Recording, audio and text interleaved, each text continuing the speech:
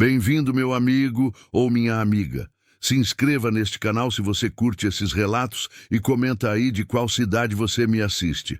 A porteira rangeu quando passei por ela, como faz todo dia às 4 da tarde. O rangido era tão familiar que meu corpo responderia a ele mesmo adormecido. 23 anos de sons iguais. 23 anos de dias que se repetem como preces que ninguém está ouvindo. O sol de Tocantins não perdoa ninguém. Queima como fogo de inferno, seca como maldição, mata como um vilão de história que avança sempre.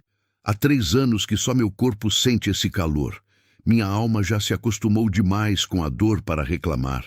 Maria levou a vontade de viver quando o câncer a levou. Isso foi em um março que durou uma eternidade. Eu sentava ao lado da cama dela, segurando aquela mão que não conseguia mais apertar nada. Os dedos dela ficaram frios antes do coração parar. Eu já sabia que ia acontecer. Os médicos tinham dito que eram poucas semanas. Mas saber não prepara ninguém. Saber só deixa a gente contar os dias até o fim, como se estivéssemos matando a pessoa aos poucos. No funeral, meu irmão falou que eu precisava encontrar sentido novamente, que a vida continuava, que Maria teria querido me ver feliz. Eu apenas acenei com a cabeça, mas por dentro sabia que ele estava errado. A vida não continuava, a vida parava.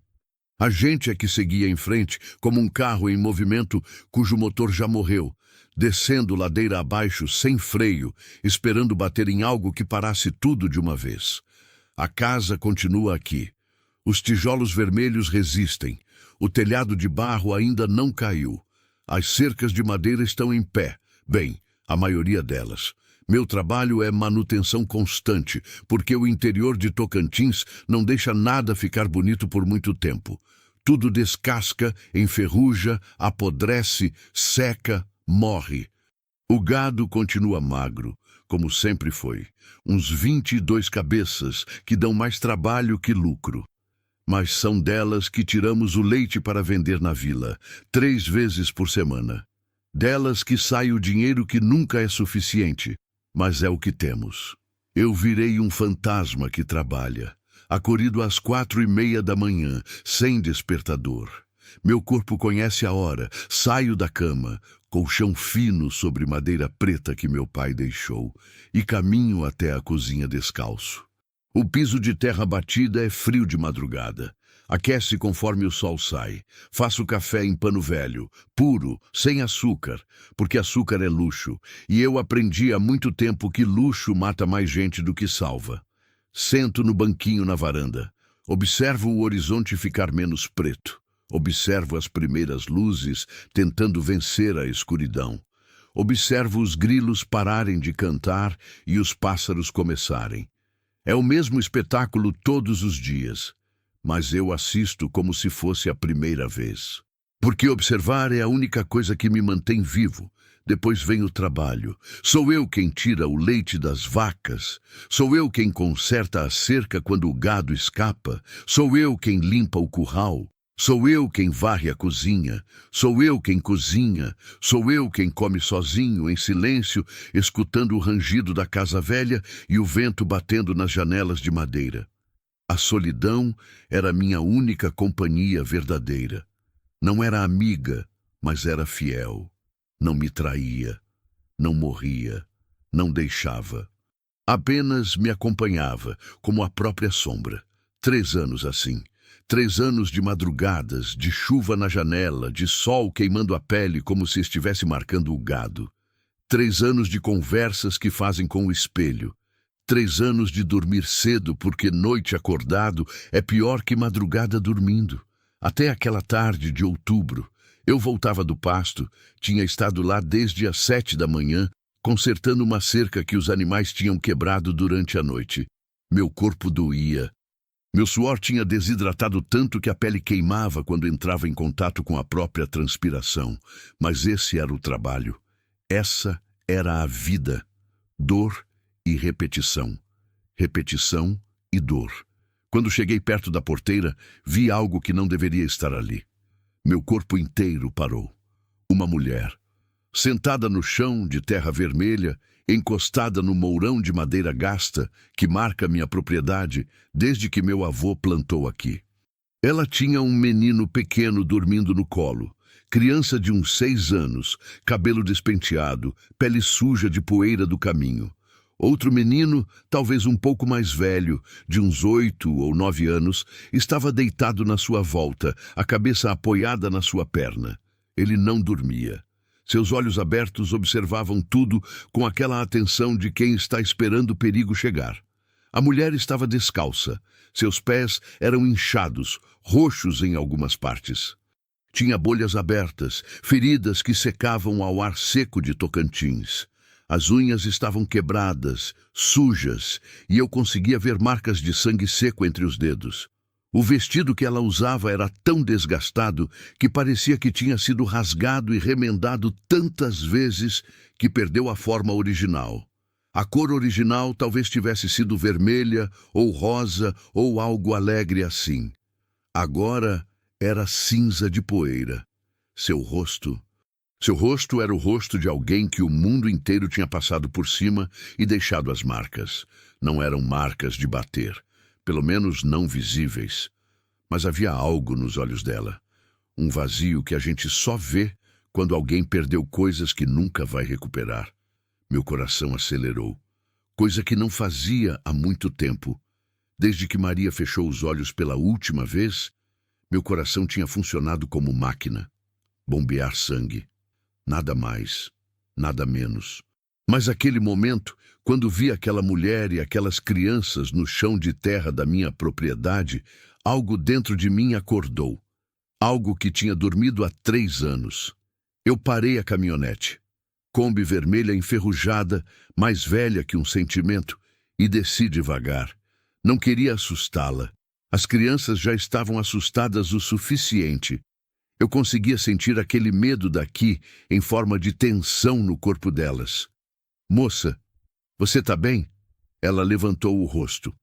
Os olhos dela eram maravilhosos e terríveis ao mesmo tempo. Maravilhosos porque eram os olhos de quem ainda tinha esperança, apesar de tudo. Terríveis porque carregavam medo puro, o tipo de medo que você sente quando está sendo perseguido. Por favor, ela sussurrou, sua voz tão baixa que quase perdi. Não manda a gente embora. Por favor, só precisamos descansar um pouco. Só um tempo.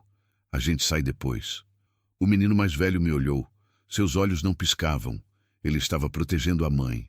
Literalmente, a mão dele segurava a mão dela como se fossem a mesma pessoa. Como você se chama? Perguntei, mantendo a voz calma, morna, como quem não quer assustar animal selvagem. Ela hesitou, tanto tempo que pensei que não fosse responder. Clara, ela disse finalmente. Meu nome é Clara. Mas havia algo na forma como ela disse o nome. Como se aquilo fosse informação perigosa. Como se até a própria identidade fosse risco. Olhei para os pés dela, feridos demais para caminhar mais. Olhei para as roupas, rasgadas demais para ter qualidade de proteção. Olhei para aquele menino pequeno dormindo, inconsciente de que a vida dele tinha virado de cabeça para baixo, e entendi que ela não era um perigo. Ela era alguém em perigo. Naquele momento, sem pensar 2 vezes, sem medir consequências, sem considerar minha própria segurança, meu corpo se lembrou de como era ajudar. Meu coração se lembrou de como era sentir-se necessário. Minhas mãos se lembrou de como era cuidar. Vocês não vão dormir na estrada, eu disse. Estrada à noite é lugar de gente morrer. Vocês vêm comigo. Clara me olhou como se eu estivesse falando em língua estrangeira, como se a bondade fosse algo impossível. De verdade? Ela perguntou. De verdade, respondi. Ela respirou fundo. Parecia que algo muito pesado estava sendo levantado dos seus ombros, pelo menos por enquanto. Levantou devagar, como quem está com dor em cada movimento, e pegou o menino pequeno no colo. O menino maior se levantou também, nunca soltando a mão dela. Eu os coloquei na Kombi, no banco de trás, com bastante espaço. Coloquei um pano sobre os olhos deles para se proteger da poeira da estrada. A viagem até a casa dura uns 5 minutos, mas para quem está na situação deles, deve ter parecido uma eternidade. Enquanto dirigia, minha mente corria. Quem era ela? De onde tinha vindo? Por que estava fugindo? Porque era óbvio que ela estava fugindo. Ninguém desça num chão de estrada com 2 crianças descalças se não estiver correndo de algo. Mas eu não perguntei nada naquela tarde, porque pergunta pode assustar. Pergunta pode fazer alguém fechar de novo. Às vezes, quando alguém está tão ferido, o silêncio é a melhor medicina. A casa estava limpa, do meu jeito. Isso significa que estava vazia de coisas desnecessárias. Nada de enfeites, nada de conforto, apenas necessidade. Coloquei Clara no quarto, meu quarto. Tirei o lençol que estava ali e coloquei um limpo. Fiz o mesmo com as crianças. Peguei roupa para ela, uma camiseta velha minha e um short. Não era muito, mas cobria. Preparei comida, leite quente com pão, arroz com feijão, melancia que tinha colhido essa semana. Ela comeu pouco, dava um pedaço para o menino, dava outro para a menina. Comia apenas o que sobrava. Pode comer mais, eu disse. Tem comida? Ela sacudiu a cabeça. Não sei quando vocês vão nos deixar. Preciso guardar espaço no meu estômago para estar pronta para correr. Isso me doeu. Doeu de um jeito que eu não estava acostumado a doer. Naquela noite, todos dormimos cedo. As crianças caíram no sono como pedras. O corpo delas exausto demais para continuar acordado. Clara deitou no sofá da sala. Ela recusou dormir na cama, insistindo que eu dormisse nela. Eu deitei, mas não dormi. Fiquei olhando para o teto escuro, ouvindo o rangido da casa antiga ao redor de mim e pensando em por que tínhamos que estar sozinhos. Por que a solidão era a consequência inevitável de viver em um lugar como Tocantins, tão longe de tudo e de todos. Mas agora havia sons diferentes na casa. Havia respiração de crianças dormindo. Havia a presença de uma mulher desesperada que tinha confiado em um estranho. Havia vida. E mesmo tendo medo, porque eu tinha medo sim, muito medo. Medo de que aquilo acabasse ruim, de que algo viesse buscá-la, de que eu perdesse isso que estava começando a sentir, eu estava vivo de um jeito que não estava há muito tempo. Nos primeiros dias, Clara quase não falava. Agradecia por tudo, sempre em voz baixa, tão baixa que eu tinha que aproximar o ouvido para ouvir. Obrigada pela comida. Obrigada pelo pano. Obrigada por deixar a gente ficar. Cada obrigada era uma desculpa disfarçada.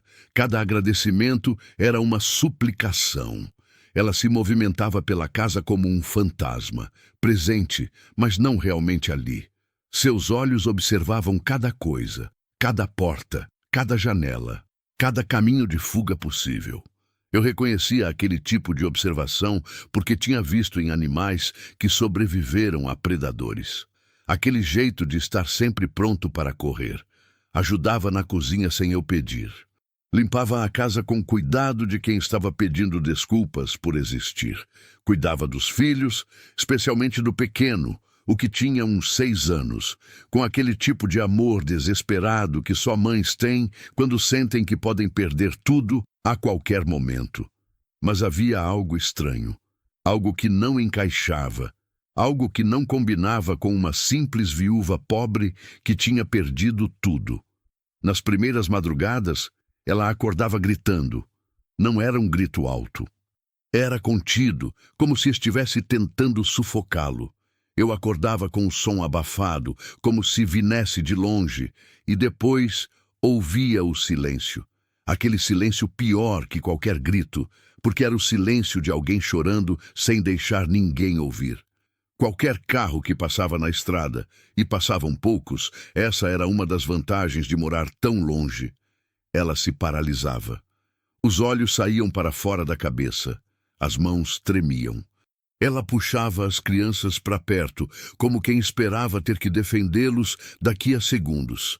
Uma vez, um vendedor de galinha passou em frente à casa. Clara ouviu o barulho da porta e se escondeu no quarto. Ficou lá 2 horas, até eu trazer a criança maior e mostrar que era apenas um vendedor. Mas o mais estranho era aquela bolsa, velha, preta, gasta nas laterais, amarrada ao corpo dela com um cordão que ela tinha feito com retalhos de pano. Ela dormia com ela abraçada. Quando tomava banho, levava para dentro do banheiro. Quando ia cozinhar, pendurava no pescoço por baixo da roupa. Nunca deixava ninguém perto. Uma vez, o menino menor, chamava-se João, aprendi depois, tentou tocar nela. Apenas uma criança curiosa, querendo saber o que sua mãe protegia tanto. Clara o afastou com suavidade, mas com uma urgência que me assustou, com uma velocidade que não tinha nada de medo e tudo de desespero. Não mexe, meu filho. É coisa de mãe. Tem coisas que a gente precisa guardar. Eu comecei a me perguntar o que havia naquela bolsa e por que era tão importante. 5 noites depois de ela chegar, acordei com um barulho. Não era grito dessa vez. Era som de passos, lentos, cuidadosos, vindo da cozinha. Peguei a lanterna que guardo ao lado da cama e levantei. Meus pés nus tocaram o chão frio. Passei pelo corredor escuro, madeira antiga rangendo a cada passo como quem está contando segredos. Lá estava Clara. Sentada na mesa da cozinha, aquela mesa que meu pai tinha feito há 40 anos, sob a luz fraca da lua que entrava pela janela. Ela segurava algo pequeno nas mãos. Tremia enquanto olhava para aquilo. Era um pendrive, minúsculo, preto, tão pequeno que cabia na palma da mão. Tinha uns adesivos gastos, de bandeiras de países diferentes, sinais de que tinha viajado. Mas pelos olhos dela, aquele objeto pesava como uma montanha. Ela o segurava como se fosse a coisa mais valiosa do universo. E também como se fosse a coisa mais perigosa. Seus lábios se moviam. Ela estava sussurrando algo. Nomes, datas. Não conseguia ouvir. Mas havia desespero em cada palavra que saía de sua boca. Quando ela me viu, porque finalmente me viu, a bolsa fechou com urgência. O pendrive desapareceu dentro dela. Desculpa, disse Clara, limpando o rosto molhado de lágrimas. Eu não conseguia dormir. Às vezes o medo não deixa. Às vezes eu preciso ter certeza de que aquilo ainda está aqui.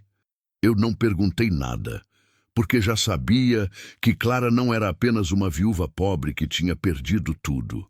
Clara estava fugindo de algo. E esse algo era importante o suficiente para que ela tivesse medo de perdê-lo. E assustador o suficiente para que ela tivesse medo de ser encontrada com ele. Pode voltar para a cama, eu disse. A noite é segura aqui. Nada vai acontecer enquanto você estiver na minha casa. Ela me olhou como se eu tivesse dito que ela podia voar. Como se segurança fosse algo impossível. Você não sabe o que está dizendo. Ela sussurrou. Talvez não, respondi. Mas eu sou um homem de palavra. Enquanto você estiver aqui, nada vai te machucar. Você tem minha palavra. Ela respirou fundo, voltou para o sofá. E pela primeira vez em noites, conseguiu dormir sem gritar. Na manhã do 4º dia que ela estava aqui, ouvi o motor de uma caminhonete. Não era barulho comum na estrada. Minha propriedade fica longe de qualquer coisa. A estrada passa em frente, mas é estrada de terra, sem movimento constante. Ônibus passa talvez 3 vezes por semana. Carro particular é coisa rara. Mas esse carro estava descendo devagar. Meu instinto acordou. Aquele instinto antigo que meu pai me ensinou quando eu tinha 7 anos, durante a seca de 1989. Filho, quando você vir um homem olhando para os seus pertences, sinta o perigo antes de entender. Seu corpo sabe antes que sua mente perceba. Fui até a varanda. Uma caminhonete preta parou no portão. Não no portão em si, era distante o suficiente para não ser óbvio, mas perto o suficiente para que a gente visse direto. 2 homens desceram, bem vestidos demais para o interior de Tocantins. Aqui a gente usa camiseta furada e short gasto. Aqueles caras estavam em calça de lã e camisa de botão de verdade, colada no corpo, como quem estava acostumado a ar-condicionado de cidade. Sapatos caros, relógios brilhando, um deles tinha corrente de ouro no pescoço, mas era o olhar que me assustou. Olhar frio como aço, aquele tipo de frio que vem de quem já fez coisas ruins sem piscar um olho, de quem matou e dormiu bem, de quem roubou e não sentiu remorso. Perigosos. Meu corpo inteiro reconheceu o perigo. Clara estava dentro da casa. Eu precisava manter esses homens longe dela. Desci os degraus devagar, deliberadamente. Mostrei que não estava com medo, porque quando você mostra medo para gente assim, eles atacam. É tipo cão. Eles mordem quando veem o medo. Bom dia, disse o mais alto dos dois, tentando sorrir. Mas o sorriso não chegava nos olhos. Era sorriso de quem estava calculando quanto dinheiro eu tinha. Bom dia, respondi, colocando-me entre ele e a casa. Meu corpo era barreira. Estamos procurando uma mulher. Ele continuou, medindo as palavras como quem estava acostumado a interrogatório. Nome Clara. Você a viu? Meu coração acelerou, mas meu rosto não mudou. Não conheço, eu disse. E a mentira saiu lisa, como quem treinou a vida toda para isso, que é exatamente o contrário do que eu tinha feito, porque não minto bem. Sou homem de verdade, mas por ela, por Clara e aquelas crianças, consegui inventar uma mentira que nem eu mesmo conseguia ouvir. O homem deu um passo à frente. Meu corpo se preparou. Ela é viúva, ele disse devagar, medindo meu rosto para cada reação. Eu não reagi e herdou algo que não pertence mais a ela. Silêncio pesado. O vento passou pela cerca. Depois ele disse aquelas palavras que mudaram tudo. Aquelas palavras que eu ia ouvir novamente para o resto da minha vida. Podemos pagar muito bem pela informação. Muito bem mesmo. Milhões, entendeu? Milhões. Meus olhos devem ter se dilatado porque ele viu. A gente oferece quantia generosa a quem nos ajudar. Ele continuou. Você já parou para pensar o que faria com alguns milhões? Casa nova, carro novo, viagem, tudo o que você quisesse. Ele fez uma pausa e depois disse algo que era ameaça disfarçada de preocupação. E seria uma pena muito grande se algo acontecesse com sua fazenda, com essa casa tão legal que você tem aqui, por causa de uma desconhecida. A ameaça ficou no ar como fumaça de queimada. Eu entendi. Ele estava oferecendo dinheiro, mas estava oferecendo também morte. Vocês vão embora agora, eu disse, encontrando força que não sabia que tinha, e não voltam mais aqui. O homem me encarou. Seus olhos avaliaram se eu era sério. Percebeu que era. Fez um sinal para o outro e saíram. Mas deixaram o medo. Deixaram a ameaça. Deixaram a certeza de que aquilo estava longe de acabar. Entrei na casa com as mãos tremendo. Clara estava pálida, branca, como fantasma. Ela tinha ouvido tudo. Cada palavra, cada ameaça, cada promessa de dinheiro. Quem são eles? Perguntei, mesmo sabendo que ela ia responder com verdades que eu não queria ouvir. E ela respondeu. Finalmente contou a verdade. Clara sentou-se à mesa da cozinha. As mãos tremiam tanto que ela precisava segurá-las com a outra mão para parar de balançar. Era gesto de alguém que tinha vivido tanto que o corpo tinha aprendido a se destruir de dentro para fora. Meu marido! Ela começou, sua voz tão pequena que parecia um sussurro do vento que passava pela janela. Não era um homem comum. Ela respirou fundo. Aquele tipo de respiração que a gente faz antes de mergulhar em água funda. Ele tinha terras, muitas terras, com minério raro embaixo delas, ouro, diamante, essas coisas que o governo não deixa ninguém mexer sem documentação. Contratos milionários com o governo, com empresas estrangeiras da China, de Dubai, de lugares que eu nem sabia que existiam. Seus olhos ficaram distantes, como se estivesse vendo o passado. Ele era rico, Valdir. Muito rico mesmo. Tão rico que a gente vivia em um mundo que a maioria das pessoas nem imagina que existe. Segurança particular, viagens para o exterior, filhos em escolas privadas caras. Eu apenas ouvia. Mas 3 anos atrás, ele descobriu algo: corrupção. Pessoas poderosas, juízes, políticos, empresários, estavam roubando, desviando dinheiro dos contratos, falsificando documentos, matando gente que sabia demais. Seus olhos encontraram os meus. Ela tinha um sistema. Ofereciam dinheiro para você não contar. Se você aceitava, você virava cúmplice e não podia contar nunca. Se você recusava, ela não precisava terminar. Meu marido recusou. Ela continuou. Ele queria denunciar. Eu pedi para ele não fazer. Eu sabia que era perigoso. Eu tinha medo, mas ele tinha consciência demais para ficar calado. Ele disse que o dinheiro não significava nada se a gente tinha que viver com mentiras. Ela começou a chorar. Lágrimas silenciosas, sem som. Apenas água descendo pelo rosto dela. 1 mês depois ele morreu. Silêncio pesado na cozinha. Disseram que foi acidente. Ele estava na caminhonete dele, sozinho, voltando de um compromisso em Araguaína. A polícia disse que ele capotou na estrada, que perdeu o controle. Que estava chovendo e a estrada estava escorregadia. Ela respirou fundo. Ninguém viu nada, ninguém estava perto. A caminhonete foi encontrada no fundo de um barranco, toda destruída. Ele dentro, morto, queimado pelo combustível que vazou. Eu podia imaginar como tinha sido. Não era difícil. Mas eu sabia, Clara disse, sua voz ficando dura como ferro. Eu sabia que não era acidente. Ele estava investigando coisa demais. Tinha a pasta de documentos que ele escondia de mim. Conversas com pessoas pelo celular que ele pausava quando eu chegava perto.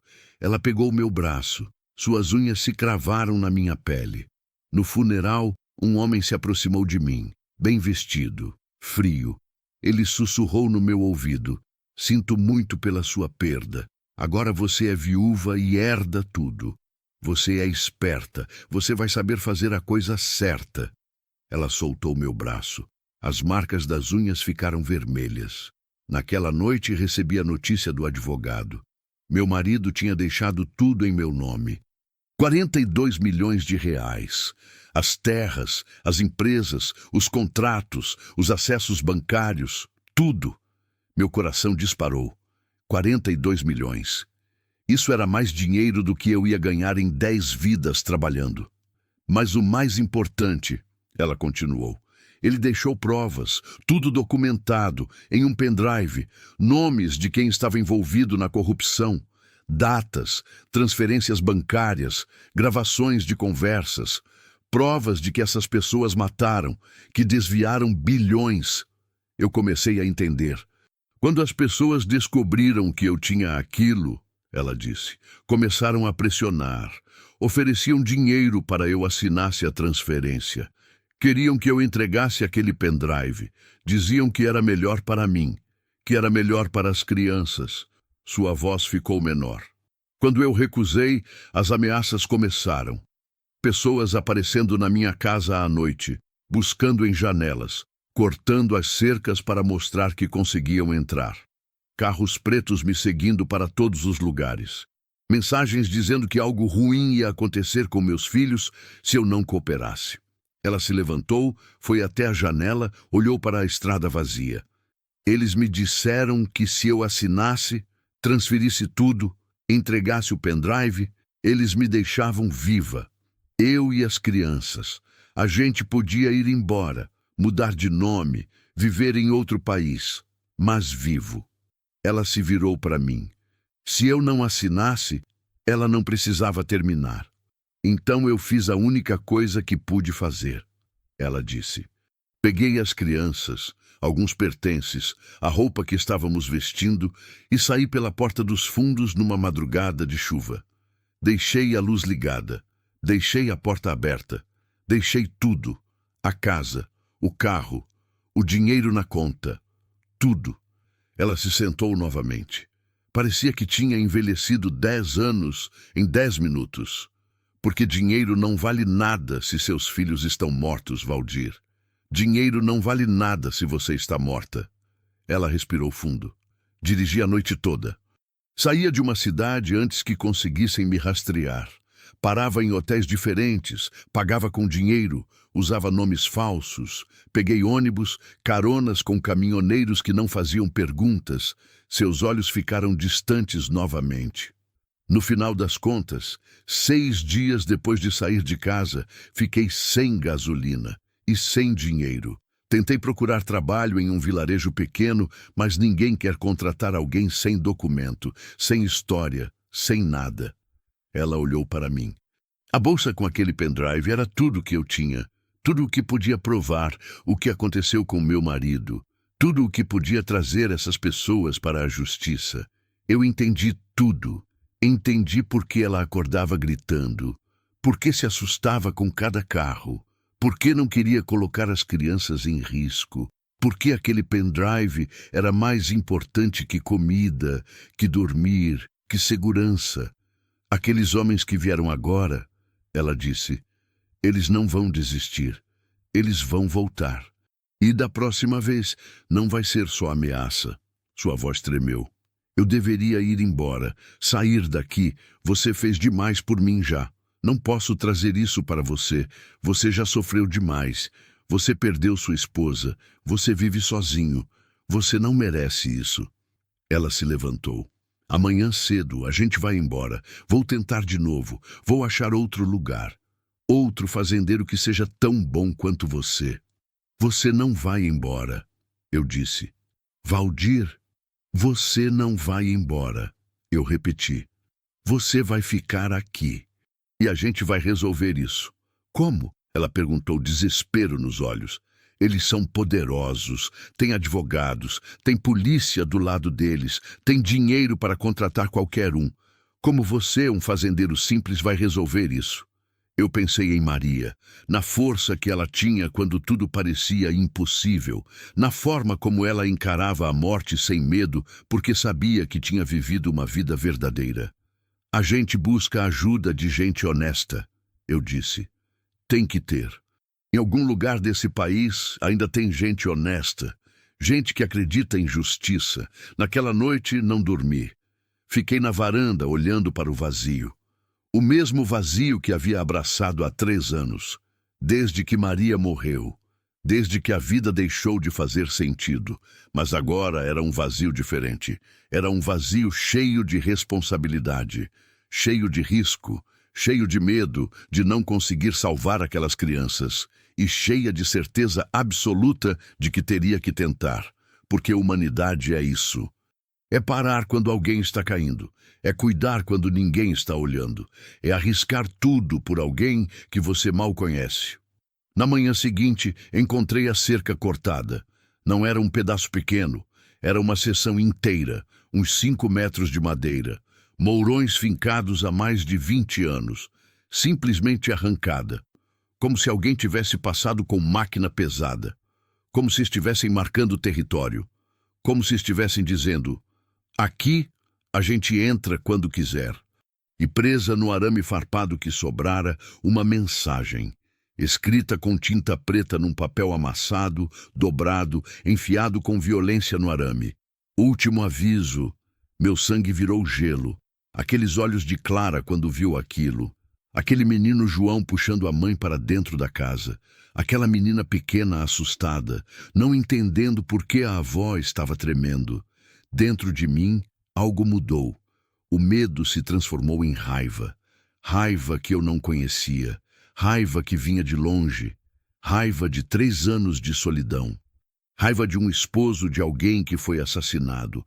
Raiva de crianças que estavam sendo ameaçadas por simplesmente existirem. Eles vão voltar, Clara sussurrou, vendo a cerca cortada. Então a gente se move rápido, eu disse. Dirigi até a capital do estado. 4 horas de carro. A estrada foi longa. Parei em alguns pontos para pedir informações. Um advogado. Alguém que fosse honesto. Encontrei um nome. Luiz Cardoso.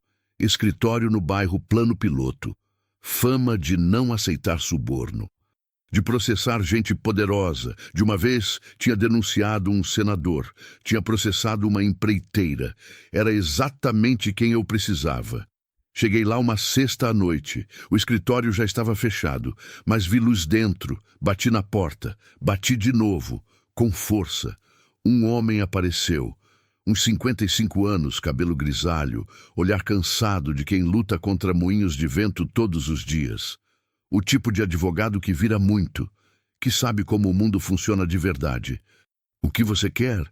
Ele perguntou, abrindo só um pouco a porta, desconfiado. "Justiça", eu disse. Algo naquele nome, Luiz Cardoso, ou algo na minha voz, fez ele abrir a porta. Entrei. Contei tudo, desde o começo, desde que encontrei Clara na porta, desde o pendrive, desde os homens, desde a cerca cortada. Ele ouviu, sem interrupção, apenas ouvindo. Depois pediu para ver o pendrive. "Não tenho aqui", eu disse, "mas posso trazer. Meu amigo tem." "Seu amigo", ele repetiu, analisando meu rosto. "Essa mulher, Clara." "Sim." Ele respirou fundo.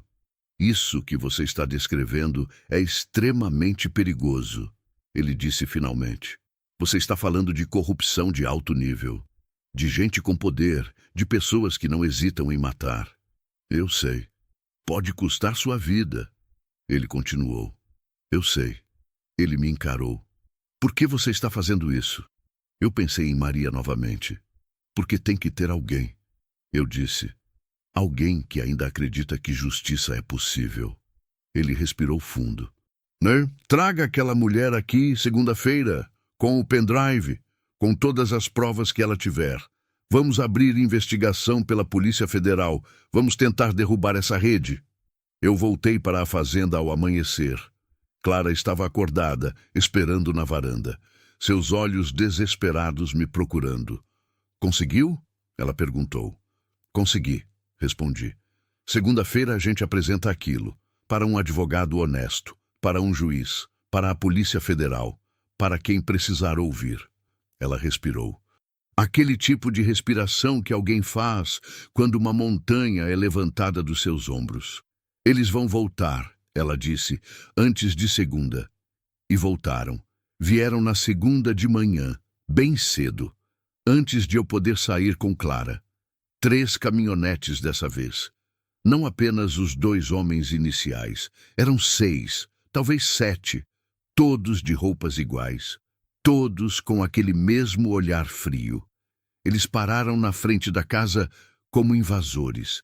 Desceram com passos pesados que ecoavam no silêncio da madrugada. Eu estava na varanda, sozinho.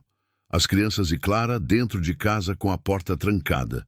O homem que tinha vindo antes, o chefe, subiu os degraus devagar, deliberadamente, como quem sabe que tem todo o poder do mundo do seu lado. "Última chance", ele disse, e sua voz era tão fria que parecia vir de um túmulo. "Você entrega aquela mulher e aquele pendrive agora, ou a gente tira vocês daqui na força. E vai doer. Vai doer muito." Meu coração batia tão forte que eu tinha certeza que ele podia ouvir. Minhas mãos tremiam, meus pés queriam correr, mas eu levantei, lentamente, deliberadamente, como quem estava chegando ao final de algo e tinha entendido que o único jeito de passar era enfrentar. "Aqui", eu disse, minha voz saindo firme, depois de 3 anos em silêncio. "Ninguém leva ninguém à força." O homem me encarou, e pela primeira vez na minha vida, eu não senti medo. Senti raiva. A raiva de um homem que perdeu tudo e percebeu que perder mais nada significava se importar menos. A raiva de um homem que viu alguém indefeso pedindo ajuda e teve coragem de dar. A raiva de um homem que tinha que defender o que tinha começado a amar. "Se vocês querem ela", continuei apontando para a porta fechada, "vão ter que passar por cima de mim e vão ter que matar, porque eu não vou sair da frente." O homem sorriu, mas não era um sorriso feliz. Era o sorriso de quem estava calculando quanto custaria jogar meu corpo num vala. de quem tinha matado antes e ia matar novamente, de quem não tinha nada a perder. Você tem certeza? Ele perguntou, chegando perto. Tão perto que eu conseguia sentir seu hálito, cheiro de cigarro e café. Tenho, respondi. Ele deu um passo para frente. Seus homens se moveram também. Naquele momento, ouvi o som de sirenes. Sirenes que vinham da estrada. 2 viaturas da Polícia Federal apareceram em alta velocidade. Luzes azuis piscando, o barulho ensurdecedor de motor acelerado. Os homens congelaram, correram para as caminhonetes. Alguns até tentaram fechar a porta antes de entrar. As viaturas os cercaram. E em questão de minutos, aqueles 7 homens estavam no chão, mãos para trás, algemados. Eu caí de joelhos na varanda, não de desespero, de alívio, de um alívio tão profundo que era quase físico. De um alívio que vinha de um lugar que eu tinha esquecido que existia. Clara apareceu na porta, os filhos escondidos atrás dela. Seus olhos encontraram os meus. Valdir, ela sussurrou. A gente venceu, eu disse, e minha voz tremeu. A gente venceu.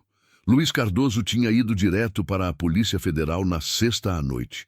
Não tinha esperado segunda-feira. Tinha colocado tudo em movimento. Investigação acelerada, mandados expedidos, operação planejada. Porque ele sabia que aquela mulher estava em risco iminente. Nos dias seguintes, tudo desabou para aqueles homens. O pendrive tinha informações suficientes para investigações que duraram meses. Nomes poderosos caíram. Juízes foram afastados. Políticos foram presos. Uma rede inteira de corrupção, desvio de dinheiro e assassinato veio à tona como lixo que a maré tinha puxado de volta para a praia. Clara foi protegida. Testemunha fundamental. Sua segurança foi garantida.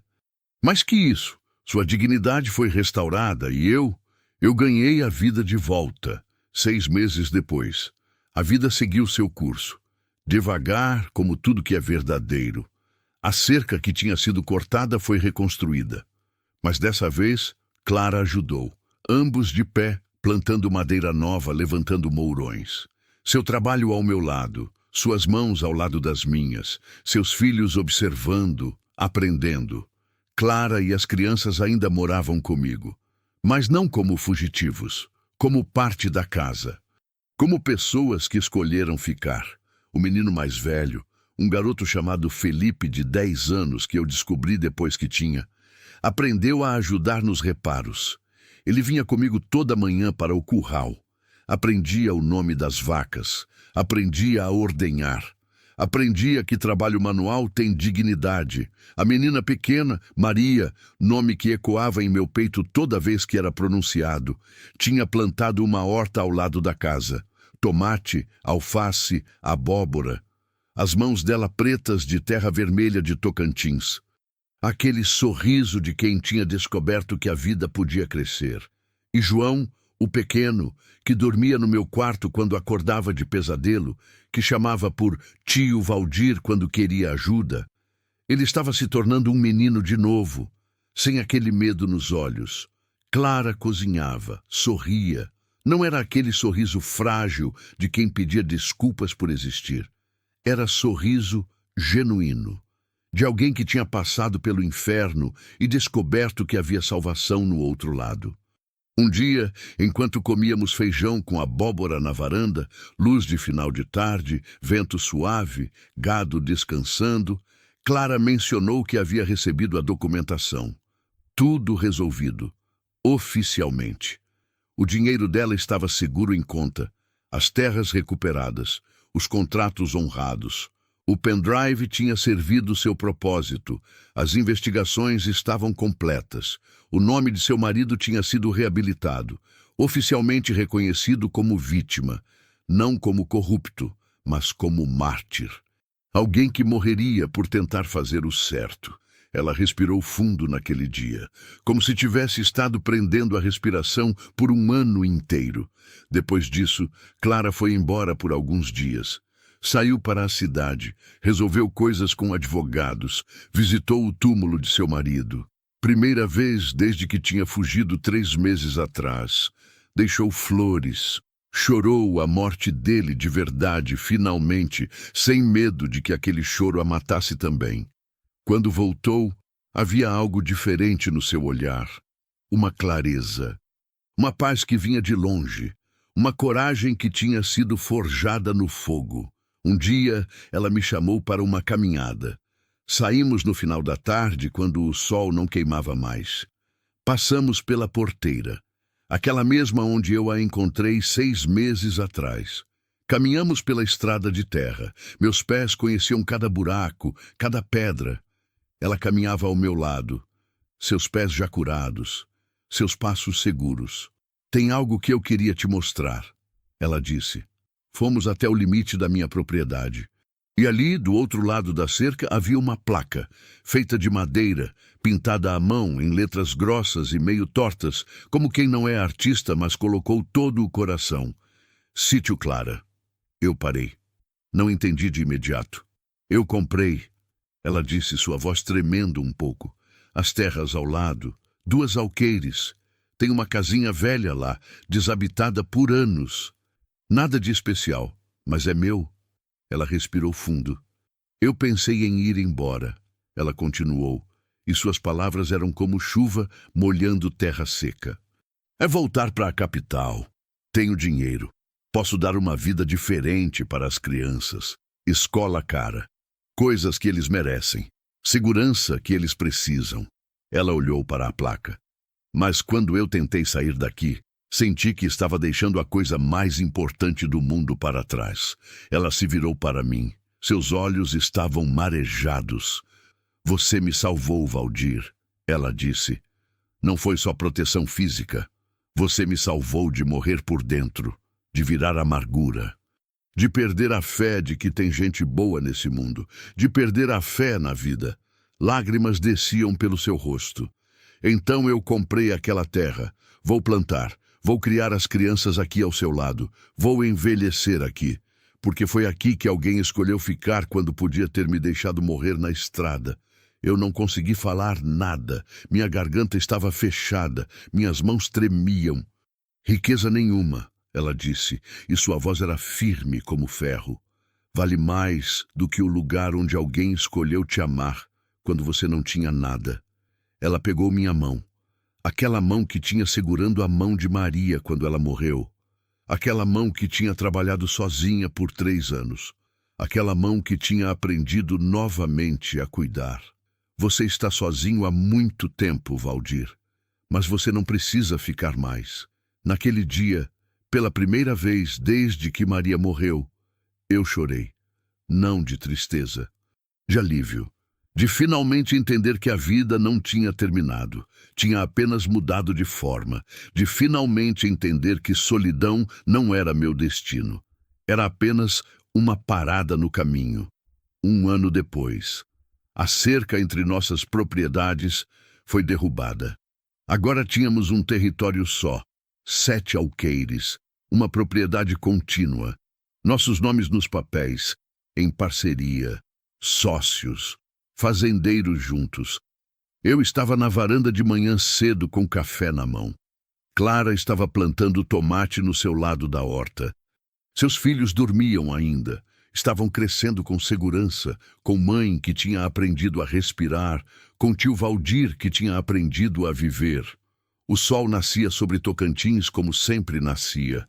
Aquele sol que queimava, que secava, que matava. Mas agora, quando eu acordava, havia som de criança rindo em algum lugar da casa. Havia uma mulher colocando flores na mesa. Havia vida, havia sentido, havia propósito. Eu pensei em Maria e pela primeira vez consegui sorrir pensando nela. Não era o sorriso da perda. Era o sorriso de quem sabia que ela teria gostado de me ver assim, vivo, de verdade, com pessoas que precisavam de mim.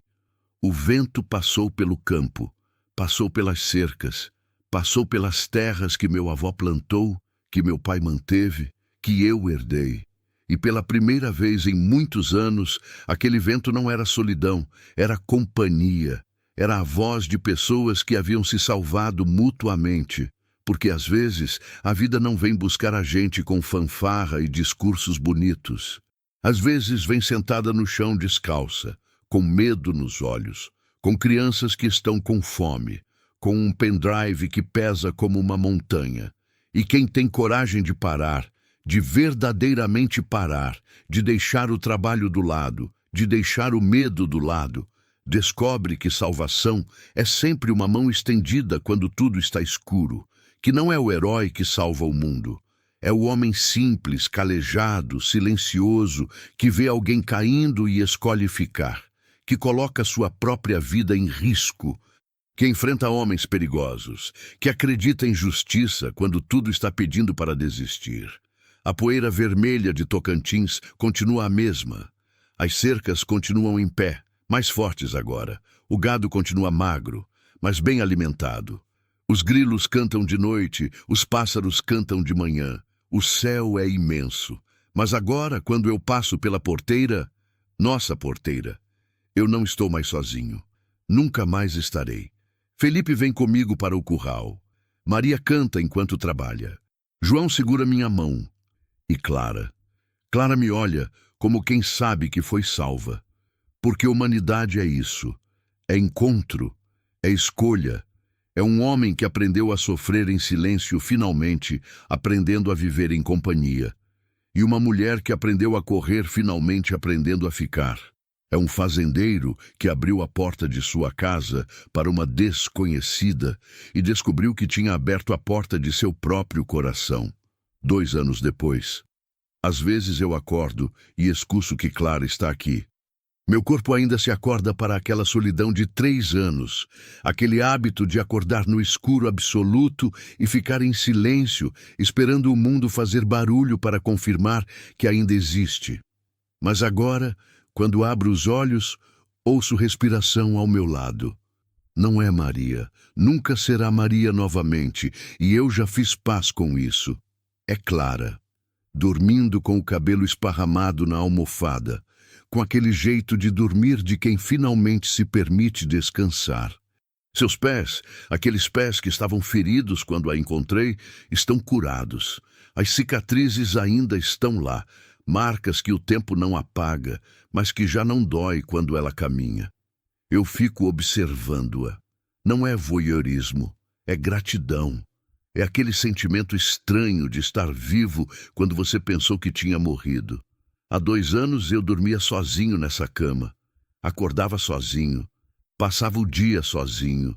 Dormia sozinho novamente. A rotina era tão previsível que meu corpo tinha parado de se surpreender com nada. Meus olhos tinham parado de enxergar beleza em qualquer coisa. Meu coração tinha parado de acreditar em mudança. Agora Clara está aqui. E com ela veio tudo de volta. Não da forma que eu esperava, mas da forma que eu precisava. O casamento aconteceu há 8 meses. Não foi cerimônia grande. Isso não faz sentido aqui no interior de Tocantins, onde o povo é simples e a vida é prática. Fomos até a vila, Couto Magalhães, um lugar tão pequeno que a gente conhece todo mundo pelo nome, e nos casamos no cartório numa terça-feira à tarde. Apenas o juiz de paz, um casal de vizinhos que assinaram como testemunha, e as crianças observando tudo com aquele jeito solene que crianças têm quando percebem que algo importante está acontecendo. Clara usava um vestido branco que tinha pedido emprestado para uma mulher que mora a 5 quilômetros daqui. O vestido tinha sido de outra mulher antes dela, herança de gerações de casamentos simples, de vidas vividas longe de cidades grandes. Eu usei a única calça social que tenho, aquela que meu pai me deu quando fiz 20 anos e que só sai do guarda-roupa para funerais e coisas importantes. Quando o juiz perguntou se eu aceitava Clara como esposa, eu não consegui falar, apenas acenei, porque as palavras não existem para expressar o alívio de não estar mais sozinho. Quando ele perguntou se Clara aceitava a mim, ela chorou. Não aquele choro de tristeza que ela chorava nos primeiros meses. Era choro de alguém que tinha passado pelo pior e descobriu que existia salvação do outro lado. Depois disso, fomos embora do cartório. Voltamos para a fazenda. Nossas fazendas, agora unidas por uma cerca derrubada e papéis assinados. Os vizinhos fizeram uma festa. Nada de grande. Alguns bolos que as mulheres trouxeram, refrigerante, carne assada que eu preparei. Gente simples dançando em volta de uma fogueira, celebrando não porque temos muito, mas porque temos o suficiente e temos um ao outro. Essa festa durou até meia-noite. Depois voltamos para casa. Casa, singular agora, em vez de casarão vazio. E dormimos como duas pessoas que finalmente puderam descansar. Nos primeiros meses de vida juntos, havia ainda muita dor. Clara acordava com pesadelos. Diferentes dos primeiros meses de fuga. Agora não eram pesadelos de perseguição, mas pesadelos de culpa. Ela tinha deixado a vida antiga para trás. A vida de riqueza, de luxo, de segurança material. Ela tinha deixado uma maneira de viver por outra, completamente oposta. Às vezes, ela acordava dizendo que tinha errado, que teria feito diferente, que deveria ter encontrado outro jeito. Eu segurava sua mão no escuro e dizia: "Você está viva. As crianças estão vivas. Isso é tudo que importa." "Mas eles poderiam estar em melhor situação", ela dizia. "Eu poderia ter arranjado forma de ter tudo, o dinheiro e a segurança." "Não podia", eu respondeu. "Não com gente como aquela. Você fez a escolha certa." Levou tempo para ela acreditar nisso. Mas um dia, Felipe, o menino mais velho, estava consertando a cerca comigo.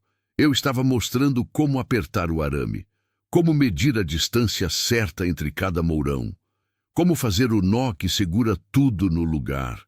E ele perguntou: "Tio Valdir, você acha que a gente vai ficar rico um dia?" Olhei para aquele menino, 10 anos, mãos pequenas, tentando fazer trabalho de homem, rosto sério enquanto aprendia. "Você já é rico", eu disse. "Como assim? A gente não tem dinheiro. Você tem avó que cozinha bem, tem tia Maria que você brinca de tarde, tem tio Valdir que te ensina a consertar cerca, tem mãe que não deixa você cair. Isso é riqueza." Felipe ficou em silêncio, processando aquilo. Depois perguntou: "Mas quando crescer, você quer que eu fique rico mesmo?" "Quando você crescer, filho, você vai entender que rico é poder acordar sem medo. É poder trabalhar sem precisar mentir. É poder dormir sabendo que ninguém vai vir te buscar à noite. Isso é mais valioso que todo o ouro do mundo." Aquela noite, Clara tinha ouvido nossa conversa. Quando fomos dormir, ela me beijou na testa. "Você é um bom homem", ela sussurrou. "Não sou especial", respondi. "Para mim, você é o homem mais especial que já existiu." E naquela noite, ela não teve pesadelos. A vida com Clara não é dramática. Isso é o que mais me surpreende. Depois de toda aquela tensão, toda aquela perseguição, aquele medo, aquela urgência, a vida se torna profundamente simples. Acordamos cedo. Clara faz café enquanto eu vou para o curral. Ela aprendeu como eu gosto. Preto, amargo, tão quente que queima a língua. É jeito de beber café do interior de Tocantins. É jeito de acordar de verdade, de fazer o corpo entender que está vivo. Quando eu volto do curral, suado, suja de terra, cheirando a estábulo, ela tem café quente esperando. E pão. Pão que ela faz todos os dias, amassando a massa na cozinha enquanto canta. Clara tem uma voz bonita, rouca, como quem fumava antes, hábito que ela abandonou quando ficou grávida de Maria, há 15 anos, mas doce. Ela canta enquanto trabalha, canções antigas que sua avó ensinava, canções que sua mãe cantava. Canções que vêm de gerações de mulheres que viveram vidas difíceis, mas encontraram razão para cantar. Os filhos acordam com aquela música e a casa fica cheia de vida. Felipe desce primeiro. É menino responsável, já acostumado com obrigações de mais cedo. Senta à mesa e come em silêncio, como quem aprendeu que comida é privilégio. Estou tentando ensiná-lo a aproveitar, a ser criança. Mas criança que sofre muito cedo, cresce diferente. Maria desce depois. Menina que é exatamente oposta do irmão. Ela é alegre, ela ri, ela brinca. Às vezes eu vejo ela rindo da forma como as crianças riem quando estão seguras. E meu coração dói porque penso em quantas crianças no mundo não têm esse privilégio. João é o último, pequeno ainda, apenas 7 anos. Ele vem até mim e senta no meu colo, ainda com sono nos olhos, ainda precisando de aconchego. Às vezes ele chama Clara de mãe, às vezes chama de vó. Ela responde aos dois, não corrige, porque sabe que nomes não importam. Importa que ele se sinta seguro. Depois do café, eu vou trabalhar. Clara cuida da horta, aquela horta que começou com tomate e abóbora e agora tem tudo. Tem alface, repolho, cenoura, batata, feijão verde. Tem fruta também, melancia, melão, banana. Clara virou fazendeira melhor que eu em menos de 2 anos. As crianças ajudam, não porque são obrigadas, porque aprenderam que trabalhar juntos é forma de estar juntos. Eu trabalho na cerca, no gado, na manutenção constante que a vida no interior exige. Minha vida não mudou muito nos últimos 2 anos. Ainda acordo cedo, ainda trabalho todo dia, ainda cuido da propriedade como quem está pagando dívida com a vida. Mas agora, quando o trabalho acaba, tem gente esperando em casa. Antes, eu volta do trabalho e havia silêncio. Agora há conversas. Maria correndo para me abraçar, com terra nas mãos, mostrando o tomate que colheu. Felipe contando sobre algo que aprendeu. João dormindo no sofá, esperando eu chegar para acordar e brincar. Clara na cozinha, preparando o almoço, seu corpo cansado, mas feliz. Essa rotina, esse padrão repetido de dias semelhantes, é o que cura. Não cura a dor do passado. Dor não desaparece. Mas dor se torna menos importante quando você tem algo para viver. Tem algo que eu nunca tinha entendido sobre Clara até viver com ela. Tem algo que só percebo agora, 2 anos depois, quando conhecemos os padrões um do outro, quando nossas rotinas se entrelaçaram, quando não há mais surpresas sobre hábitos. Clara é a pessoa mais corajosa que eu jamais conheci. Não é coragem do tipo que a gente vê em filme, aquela coragem de gritar, de lutar, de derrotar inimigo com força bruta. É coragem quieta, é coragem de acordar todo dia e escolher viver, de escolher confiar em alguém novamente, mesmo tendo sido traída pela vida inteira. De escolher construir em vez de destruir. 2 meses atrás, um carro parou em frente à casa. Um carro branco, sem marcas especiais. Apenas um carro. Meu corpo inteiro congelou, porque eu ainda tenho medo. O medo fica.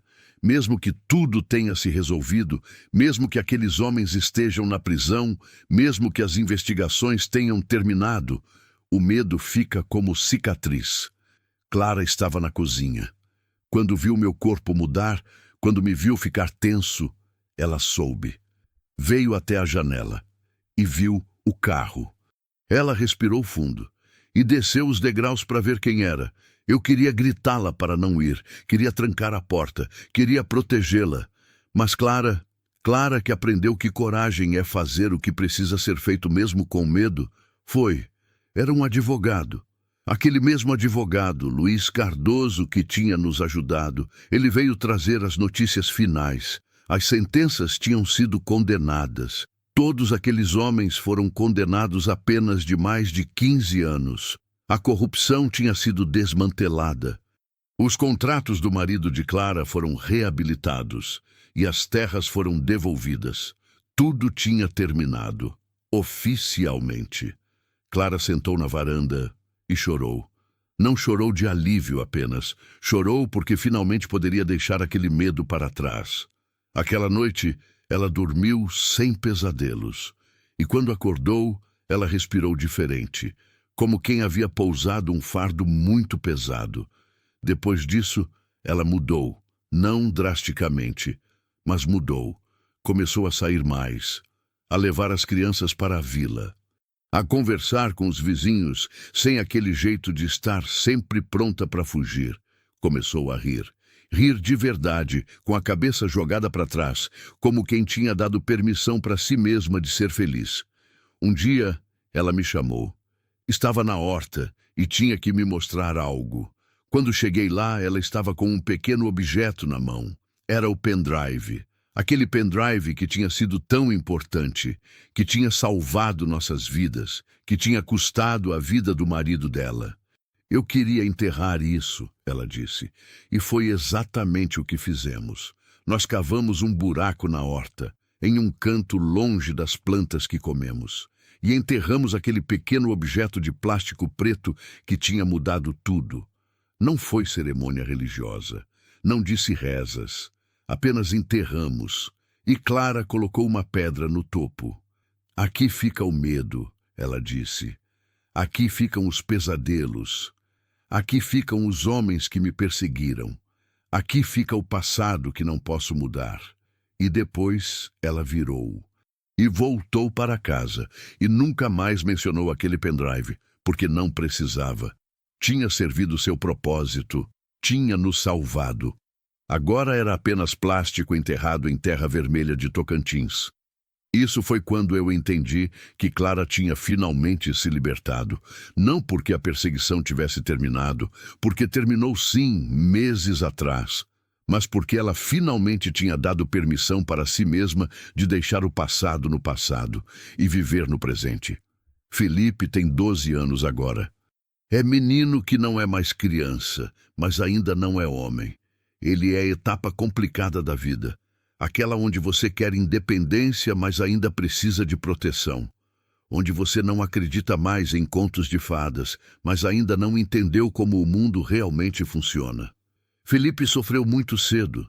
Viu a mãe correr, viu pessoas perseguindo, viu medo constante por meses. Aprendeu muito cedo que o mundo é perigoso e que pessoas más existem.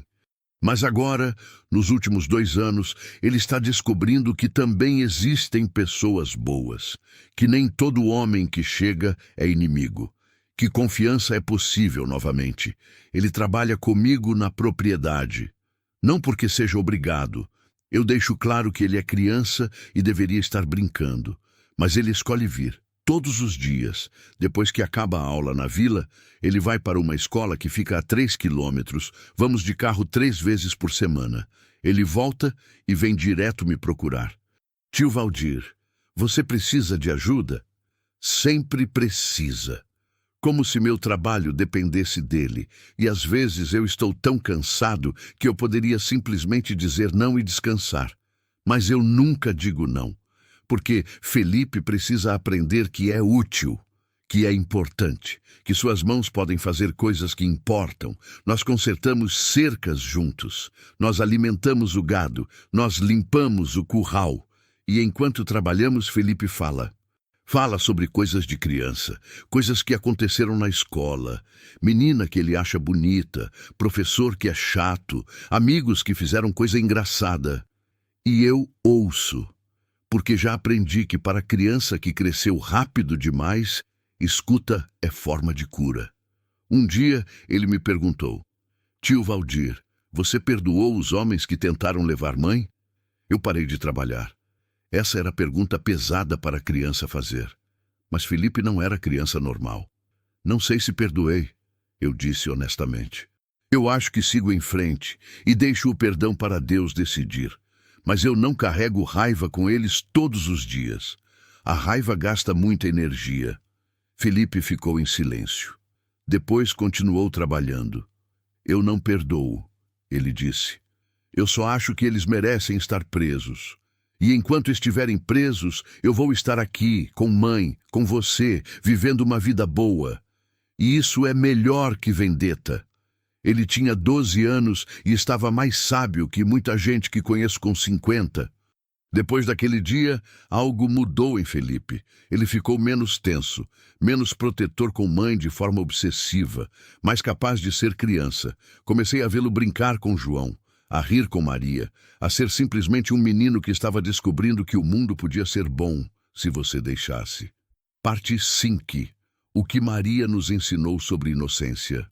Maria tem 5 anos. Ela não lembra de nada da fuga, não lembra dos homens perigosos, não lembra da mãe assustada, não lembra da estrada de terra onde a encontrei. Para Maria, sua vida começa com a horta. Começa com as mãos pretas de terra vermelha. Começa com flores que ela planta e que crescem. Começa com tio Valdir, que sorri quando a vê. Começa com teta Clara. Ela insiste em chamar assim, nem mãe nem vó, mas algo no meio, que a abraça toda noite. Maria é a criança mais alegre que eu já conheci. Ela não deveria ser. Por direito, ela deveria ser traumatizada. Deveria ter medo. Deveria ter pesadelos como Felipe. Mas não tem. Porque foi trazida aqui tão jovem que sua memória não guarda o medo. Suas primeiras recordações são de segurança, de comida, de abraços, de rotina previsível, de um homem que sempre volta do trabalho e a pega no colo. Ela não sabe de onde veio. Quando cresce, ela saberá a história, mas por enquanto ela vive em um mundo onde tudo é simples, onde trabalhar na horta é aventura, onde colher tomate é celebração, onde dormir segura é garantido. Às vezes, eu observo Maria brincando com as bonecas de trapo que Clara fez para ela e penso em quantas crianças no mundo não têm esse privilégio. Penso em quantas crianças estão fugindo, perseguidas, assustadas. Penso em quantas crianças aprendem muito cedo que o mundo é perigoso. Maria é privilégio, não é privilégio de dinheiro, é privilégio de segurança, é privilégio de inocência, é privilégio que muito poucas crianças têm nesses tempos escuros. E eu faço promessa silenciosa de que enquanto eu viver, Maria vai ter isso. Vai dormir segura, vai acordar com o som de mãe cantando, vai ter alguém que a pega no colo quando cai. Parte 6. O que João nos ensinou sobre cicatrizes. João tem 7 anos agora, mas é criança que ainda carrega medo. Diferente de Maria, João lembra. Ele era maior quando fugiu, maior o suficiente para entender que algo estava errado. Ele dorme mal. Tem noites que ele acorda gritando. E eu vou até o quarto onde ele dorme com Felipe e ele está com o corpo todo molhado de suor, vendo pesadelo que eu não posso salvá-lo. Esses momentos me machucam, porque eu quero poder tirar aquele medo dele. Quero poder dizer, tudo vai ficar bem, e que seja suficiente, mas sabe que não é. O que é suficiente é estar lá, é segurá-lo, é deixá-lo chorar, é sussurrar que está tudo bem, mesmo que ele não acredite, até ele finalmente cair no sono novamente. João é criança que precisa ser tocada com frequência, precisa saber que está seguro, precisa de confirmação constante de que ninguém vai levá-lo. Às vezes, ele fica preso em mim, literalmente a mão dele na minha camiseta enquanto eu trabalho. Porque ele precisa saber que estou aqui, que não saí, que voltei, que vou voltar sempre. Isso é cicatriz que talvez demore anos para cicatrizar, ou talvez nunca cicatrize completamente. Porque tem coisas que a gente sofre na infância que carregamos para a vida toda. Mas o que eu posso fazer é cuidar dessa cicatriz. Posso fazer ela ficar menos dolorida. Posso fazer ela significar menos. Posso fazer João entender que mesmo que o passado dói, o presente pode ser bom. Um dia, enquanto eu o carregava nos ombros, coisa que ele pede para fazer, aquele peso leve de criança sobre meus ombros, ele sussurrou no meu ouvido, "Você é meu pai?" Meu coração parou. Porque aquela pergunta era tão cheia de esperança, tão cheia de necessidade, tão cheia de criança pedindo um lugar para pertencer. "Eu sou o tio Valdir", eu disse. "Mas você é como pai", ele respondeu. Eu não consegui responder. Apenas continuei caminhando com ele nos ombros, porque em algum momento nos últimos 2 anos, eu virei pai para essas crianças. Não porque assinou papéis, porque não assinei, mas porque estar presente é suficiente, porque cuidar é suficiente, porque amar é suficiente. Parte 7. O que 2 anos nos ensinou sobre perda. Maria morreu há 3 anos. Ainda estou aqui na fazenda dela. Ainda durmo na cama que era nossa. Ainda bebo café na cozinha onde ela fez refeições para mim. Ainda sinto falta dela. Mas sinto falta diferente agora. Antes era falta que me matava todo dia. Agora é falta que é apenas lembrança de alguém que amei. Clara entende isso. Ela nunca tentou substituir Maria. Nunca pediu para eu não falar sobre ela. Nunca ficou ciúmes do fantasma. Algumas noites, quando estou em silêncio, Clara pega minha mão e pergunta: "Você está pensando nela?" E eu respondo: "Estou." E ela apenas segura minha mão, porque sabe que saudade é forma de amor, que lembrar é forma de honra, que você pode amar uma pessoa que morreu e amar a pessoa que está viva ao mesmo tempo. Um dia, meses atrás, eu levei Clara até o túmulo de Maria. Não tinha levado ninguém lá. Tinha ido sozinho nos primeiros meses após a morte e depois não conseguia mais. Doía muito, mas com Clara ao meu lado consegui. Deixei flores, as flores que Maria gostava, rosas vermelhas que Clara comprou na vila. E eu fiz oração silenciosa. Não oração pedindo perdão ou rezando pela alma, mas oração de agradecimento, por ela ter existido, por ela ter me ensinado como amar, por ela ter deixado um homem que era capaz de reconhecer que alguém em perigo precisava de ajuda. Clara ficou ao meu lado. E quando saímos daquele cemitério, eu estava em paz, de um jeito que não tinha estado há muito tempo, porque tinha aceitado que Maria estava morta, e que eu estava vivo, e que era permissão para viver novamente. Parte 8. O que aprendemos sobre comunidade. Quando Clara chegou, éramos 2. Agora somos mais que isso, porque vida em comunidade e fazenda no interior de Tocantins é comunidade, mesmo que dispersa. Não é coisa isolada. Os vizinhos foram se aproximando lentamente. No começo com desconfiança, porque gente estranha aparecendo de repente causa suspeita, mas depois com curiosidade. E depois com gentileza. Dona Marta, vizinha que mora a 2 quilômetros, começou a trazer coisas para as crianças. Roupas que seus filhos já tinham crescido, livros para Felipe estudar, bonecas para Maria. Ninguém pediu para ela trazer. Ela apenas via criança precisando e trazia. Seu marido, seu João, começou a ajudar na construção. Quando precisei reformar a varanda, madeira estava apodrecendo. Ele veio com ferramentas e passou 2 dias aqui. Não cobrou nada, apenas disse que era para ajudar vizinho. As mulheres da vila começaram a ensinar Clara como fazer doces da região. Como fazer queijada, como fazer bolo de milho, como fazer broinhas de chuva. E Clara aprendeu. Agora ela vende na vila, não para ficar rica, mas para ganhar um dinheiro extra, para ter independência, para saber que pode cuidar de si mesma se precisar. As crianças foram ficando amigas das crianças da vizinhança. Felipe tem colega de school que vem aqui depois de aula. Maria tem amiguinha que brinca com ela na horta. João aprendeu a jogar bola com as crianças que passam de vez em quando. E isso transformou a propriedade de um lugar de isolamento para um lugar de vida compartilhada. Tem dias que tem 5, 6 crianças correndo pela fazenda. A casa fica cheia de barulho, de riso, de bola sendo chutada contra a cerca, de xixi no chão quando criança pequena não consegue chegar ao banheiro a tempo, de vida. Um dia, uma mãe veio aqui reclamar que a filha dela não queria mais voltar para casa. "Ela quer ficar aqui com você", a mãe disse para Clara. E Clara apenas sorriu. "Ela pode vir aqui sempre que quiser", Clara respondeu.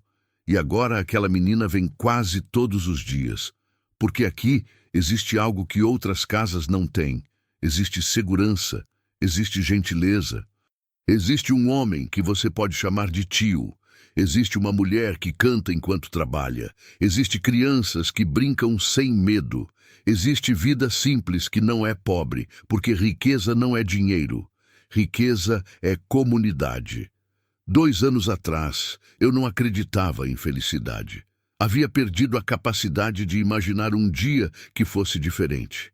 Minha vida era repetição, trabalho, silêncio, dormir, acordar, trabalho. Sem variação, sem surpresa. Sem motivo para acordar, a não ser necessidade de continuar vivo. Não era suicídio, mas também não era vida. Era espécie de morte em câmera lenta. Agora, quando acordo, tenho razões para acordar. Tenho Clara ao meu lado. Tenho crianças que correm pela casa. Tenho trabalho que importa, porque importa para pessoas que amo. Tenho comunidade. Tenho futuro. Felicidade não é coisa que a gente sente o tempo todo. Felicidade não é aquela alegria explosiva de filmes. Felicidade é coisa quieta. É coisa de estar contente com o suficiente. É acordar e saber que o dia vai ser parecido com o anterior e estar bem com isso. É rotina que não sufoca, mas que acolhe. É estar com gente que você ama e não precisar falar nada, apenas estar. Apenas existir juntos. É isso o que descobri. Às vezes eu penso em quem eu era antes de Clara chegar. E mal reconheço aquele homem. Aquele homem estava morto por dentro. Respirava, mas não vivia. Tinha coração que batia, mas não sentia. Tinha corpo que trabalhava, mas sem propósito. Eu não gosto de pensar nele, porque dói, porque me lembra que perdi 3 anos, que deveria ter vivido de forma diferente, que talvez tivesse feito melhor se tivesse deixado morte de Maria destruir-me completamente, em vez de deixar-me em aquele limbo. Mas ao mesmo tempo eu sou grato por aqueles 3 anos, porque naqueles 3 anos de isolamento eu aprendi a trabalhar, aprendi a manter propriedade sozinho, aprendi a ser autossuficiente. Aprendi lições que agora uso para ensinar Felipe, porque sofrimento não é desperdício se a gente aprende com ele. Clara fez promessa com ela mesma de deixar seu passado de riqueza para trás.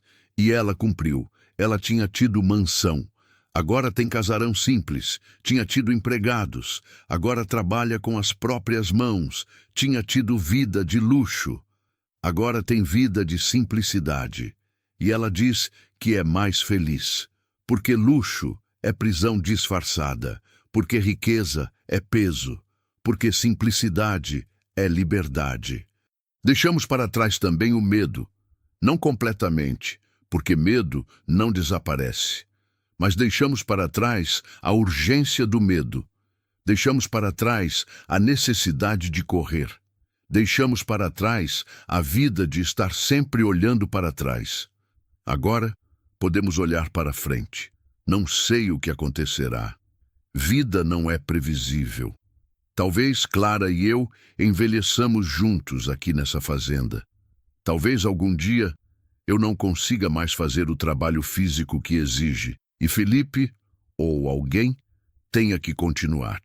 Talvez as crianças cresçam e queiram sair daqui, vão querer cidade, vão querer oportunidades que a roça não oferece. Quando chegue esse momento, eu não vou segurá-los, porque amo eles o suficiente para deixá-los ir.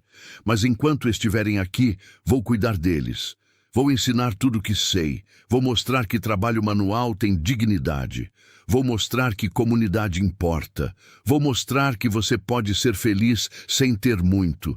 Para Clara, não tenho medo do futuro, porque ela é forte demais. Porque aprendeu lições que não esquece. Porque sabe que o mundo pode ser cruel, mas também pode ser gentil, porque tem coragem.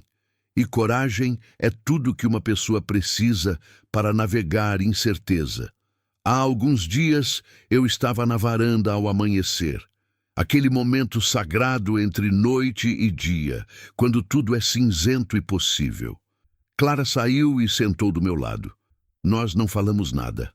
Apenas ficamos sentados, observando o sol nascer, observando a terra ficar mais vermelha conforme a luz aumentava, observando o mundo acordar. As crianças dormiam ainda, seus corpos pequenos em camas seguras, em casas que conhecem. Seus pesadelos finalmente deixando suas mentes, porque sabem que podem acordar em segurança. Você é feliz? Clara perguntou. E a pergunta era tão simples, mas tão pesada. Sim, eu respondi. E era verdade. Não era felicidade perfeita. Não era felicidade sem sombra. Mas era felicidade. Era estar vivo. Era estar necessário, era estar amado. É isso o que fica, não dinheiro, não fama. Não pertences, não foge com o tempo, ou com morte, ou com mudança. O que fica é amor, é comunidade, é capacidade de olhar para alguém em perigo e estender a mão. É estar sozinho por tanto tempo que esquece como é companhia e depois aprender novamente. É envelhecer ao lado de alguém que escolheu ficar. É ver crianças crescendo seguras, sabendo que você ajudou a fazer isso possível. Isso é riqueza que nenhum ladrão rouba. Isso é vida que nenhuma morte apaga. A poeira vermelha de Tocantins continua caindo. O vento continua soprando. O gado continua magro. As cercas continuam pedindo conserto. Nada muda materialmente, mas tudo mudou internamente. E essa é a única mudança que importa.